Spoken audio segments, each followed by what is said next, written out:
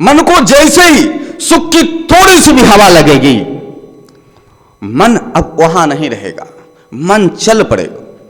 सुख की आहट हुई नहीं कि मन दौड़ा, सुख का झलक दिखा नहीं कि मन दौड़ा, और मन जैसे ही दौड़ा दुख भी तत्क्षण दौड़ा, दुख भी तत्क्षण जीवन में प्रवेश कर गया, तत्क्षण जीवन में दुख का आरंभ हो गया। मन सुख की तरफ गया नहीं कि दुख आया नहीं, मन का सुख की तरफ जाना और दुख का बड़े तेजी से आना बड़ा ही चमत्कारी काम है। मन दौड़ा सुख की तरफ और दुख जीवन में दौड़ कर आया।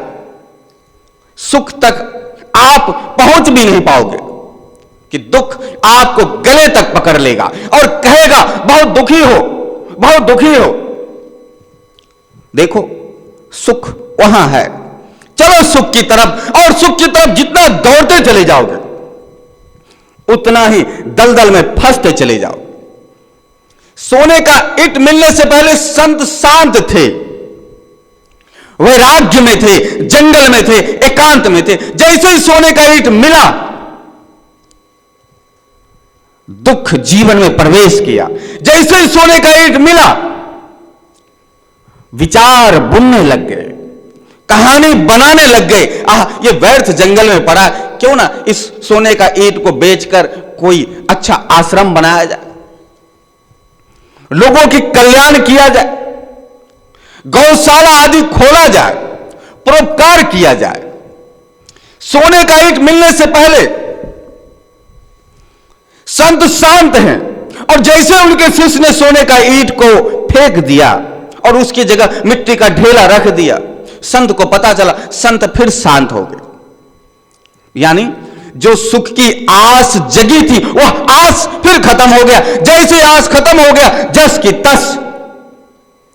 यानी एक शांत जल का तालाब है, सरोवर है, उस पर किसी ने एक पत्थर फेंक दिया, पत्थर फेंका, तरंग आ गया, तरंग उठा, लहरें बना और किनारे पर जोर जोर से टक्कर मारने लगा।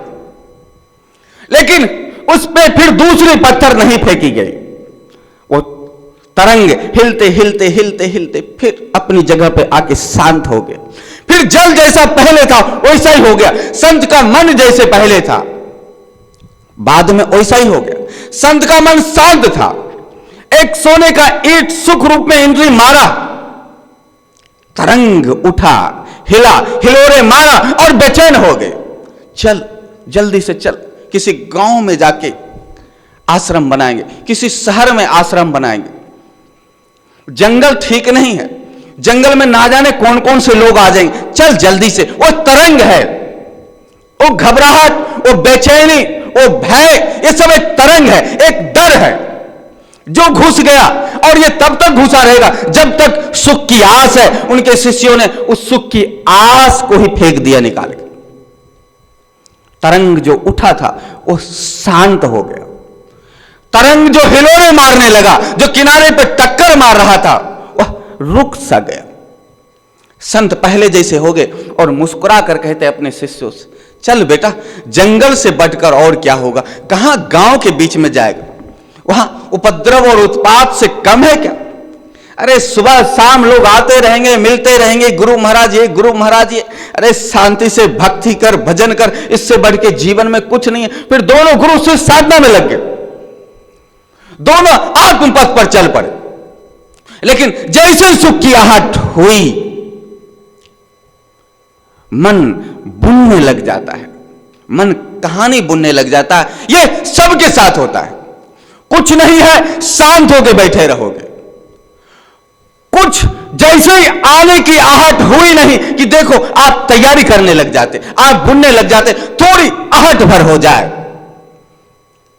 थोड़ा लगे भर कि हां सुख अब मिलने वाला है, थोड़ा लगे भर कि सुख अब आने वाला है, तो देखो बेचैनी बढ़ जाएगा, घबराहट बढ़ जाएगा, उत्पात बढ़ जाएगा। अपनी चित्त के स्थिति से गिर जाओगे, मन की स्थिति से गिर जाओगे, जीवन से उतर जाओगे। जीवन अब जीवन नहीं रहेगा, जीवन सुख दुख रूपी दो पहियों में उलझ कर पिसता चला जाएगा। जीवन सुख दुख रूपी धार में बह जाएगा। जीवन से आदमी का पतन हो जाएगा जैसे सुख की थोड़ी सी भी हवा मन को लगे। सुख किसने देखा है? इस संसार में किसी व्यक्ति को ढूंढना बड़ा मुश्किल है जो यह कह सके कि मैं सुखी हूं। हर आदमी को दूसरा आदमी सुखी लगता है, पर हर आदमी सुख की जाल में उलझकर दुख के भंवर में नाचता रहता है, घूमता रहता है। सुख की हवा लगती नहीं कि आदमी को भंवर में नचा देता है, आदमी को भंवर में पीस देता है, आदमी को भंवर में गोटे लगा लगा के अंदर तक डुबो देता है, सत्यानाश कर देता है। फिर ना वो भक्त रह पाता है, ना भगवान का कोई दास ही रह पाता है। जीवन का तो कहना है क्या, जीवन तो अब उसके जीवन में है ही नहीं। सुख दुख रूपी बहाव के विचारों में खोया हुआ डूबता चला जाता है, बहता चला जाता है। इसलिए जैसे ही सुख की हवा थोड़ी सी भी लगेगी, थोड़ी सी भी आहट लगेगी, कुछ नहीं कर रहे हो, शांत होके बैठे हो, हाथ पे हाथ रखकर बैठे हो, चाहे संत हो या संसारी, कोई उपद्रव नहीं है। कोई चार आदमी ताना भी मार के जा रहा है तो भी शांति में हो, कोई उपद्रव नहीं। लेकिन जैसे कहीं से सुख की आहट लगी, अब आप नहीं रहोगे, तैयारी करने लग जाओगे, जाल बुनने लग जाओगे। जैसे ही जाल बुनने लग जाओगे, घबराहट बढ़ने लगेगी, बेचैनी बढ़ने लगेगी, सुख की तरफ और तेजी से बढ़ोगे और तेजी से दौड़ते चले जाओगे। इसलिए जब सुख की हवा लगेगी तो जाल बुनोगे ही बुनोगे। कहा जाता है एक भिखारी किसी गांव में भिक्षा मांगता था। किसी ने भिक्षा में उसको 1 किलो आटा दे दिया। उस आटा को लेकर एक वृक्ष के पास आता है, थोड़े से आटा को निकालकर पानी में घोलकर पी जाता है और बचे हुए आटा को उसी वृक्ष के ऊपर एक पोटली में बांधकर खूंटी से लटका देता है। उस आटा को देखते देखते वो भिखारी सोच रहा है, कल मैं बाजार जाऊंगा इस आटा को लेकर और इस आटा को बाजार में बेच दूंगा, फिर मेरे पास पैसे आएंगे, फिर उस पैसे से और आटा खरीद लूंगा, फिर उस आटा को भी बाजार में बेचूंगा, फिर और पैसे आएंगे तो फिर और आटा खरीदूंगा, फिर उस पैसे से और आटा खरीदूंगा, फिर उस आटा को भी बेच दूंगा, फिर और पैसे आएंगे, फिर और आटा खरीदूंगा और आटा खरीदकर फिर उस सारे आटाओं को बेचकर एक बकरी खरीद लूंगा। और ये सब सोच ही रहा होता है कि उसे नींद आ जाता है। लेकिन नींद में जो सोच रहा था वो स्वप्न में तब्दील हो जाता है। अब सोचता है कि उस बकरी को पालूंगा, परवरिश करूंगा, बड़ा कर कर बेचूंगा, फिर मेरे पास बहुत सारे पैसे आए, फिर उन सभी पैसे से और बकरी खरीदूंगा और बकरी को पालूंगा, फिर सभी बकरी को एक साथ बेचूंगा, फिर और पैसे आ जाएंगे और पैसे आएंगे, फिर ढेर सारा बकरी को खरीदूंगा, फिर सबको बेचूंगा, फिर और ज्यादा पैसे आएंगे, फिर गाय ले लूंगा, फिर गाय को पालूंगा, उसके बछड़े को पालूंगा, फिर उसको बेचूंगा, फिर और गाय खरीदूंगा, फिर सभी गायों को बेचूंगा। जब सभी गायों को बेचूंगा तो मेरे पास ढेर सारा पैसा आएगा, फिर मैं घोड़ा खरीद लूंगा, फिर और घोड़ा खरीदकर और बेचूंगा और ढेर सारे पैसे आएंगे, फिर सभी पैसों से मैं एक फैक्ट्री डाल लूंगा, एक कारखाना बनाऊंगा, उस कारखाना से फिर पैसे कमाएंगे, ढेर सारा नौकर को रखूंगा और जब ढेर सारा नौकर को रखूंगा हर तरफ मैं अपने माल को बेचूंगा, कारखाने के माल को, मेरे पास बहुत पैसे आएगा। जब बहुत पैसे आएगा फिर इस दुनिया वालों को दिखाऊंगा कि मैं चीज क्या हूं।